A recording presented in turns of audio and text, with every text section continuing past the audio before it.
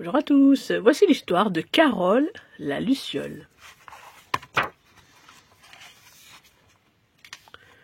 Pendant que les habitants du jardin dormaient, Carole la Luciole se levait.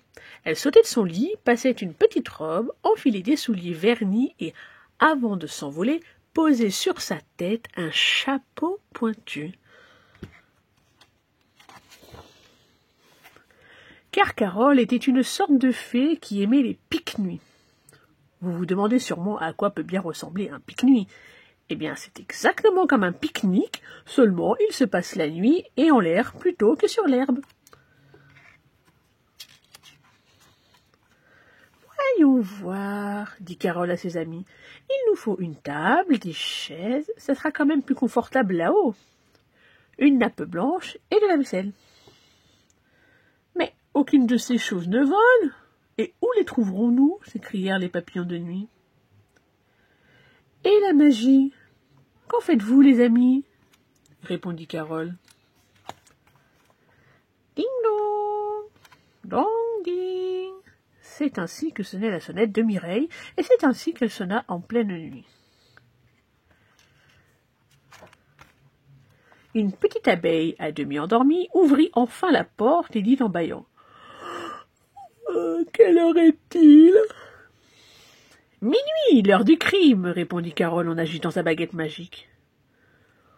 Alors, dit Mireille en bâillant une nouvelle fois, si c'est l'heure du crime, c'est encore une très bonne heure pour aller se recoucher. À peine venait-elle de dire cela que tout dans sa maison se mit à voler. Les chaises, puis la table, les pots de miel aussi, et enfin tout ce qui ne volait pas d'habitude volait en dehors de Mireille qui essayait de retenir quelques objets au passage. Un instant plus tard, Siméon le papillon et Léon le bourdon vinrent frapper à la porte de Mireille pour la même raison. La vaisselle envolée, la nappe blanche envolée. Ils décidèrent de partir tous ensemble à la recherche de la Luciole dans la ferme, intention de récupérer leurs biens. Ils firent le tour du jardin dans un sens, puis dans un autre sens, jusqu'au moment où Léon leva la tête au ciel.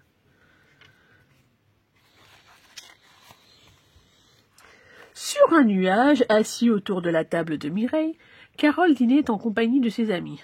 « Ha ha! La fête est finie !» s'écrièrent l'abeille, le bourdon et le papillon en battant des ailes furieusement. « Allons, ne soyez pas fâchés, venez plutôt vous amuser, insista Carole.